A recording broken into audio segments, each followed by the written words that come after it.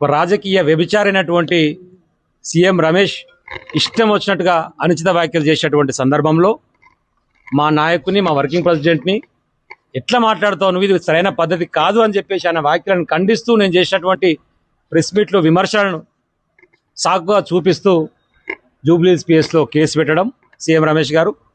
ఆ క్రమంలో జూబ్లీస్ పిఎస్లో ఎఫ్ఐఆర్ నమోదు చేసి 35B BNS కింద నాకు ఈరోజు నోటీసులు ఇచ్చి విచారణకు హాజరు కావాల్సిందిగా వారు రమ్మన్నారు.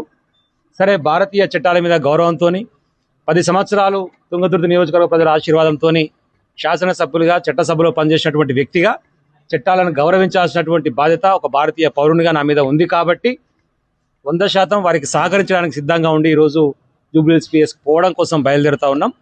అక్కడ విచారణ జరిగిన తర్వాత మళ్ళీ ఈ అంశానికి సంబంధించి ఏం జరగబోతా ఉంది, ఏం చేయబోతా ఉంది అనేటువంటి విషయంలో మేము మాట్లాడడం జరుగుతుంది.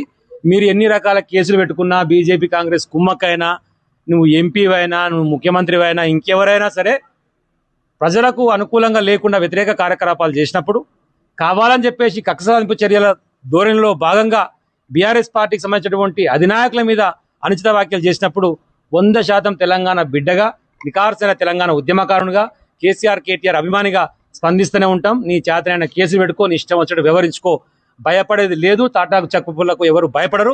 తెలంగాణ ఉద్యమంలో 172 కేసులు పెట్టుకొని 6 నెలలు జైలు పోయి కొట్లాడినటువంటి బిడ్డలం. కాబట్టి దేనికైనా తెగించి సిద్ధంగా ఉన్నామనేటువంటి విషయాన్ని మరొకసారి గుర్తు చేస్తున్నాం. ఇప్పటికే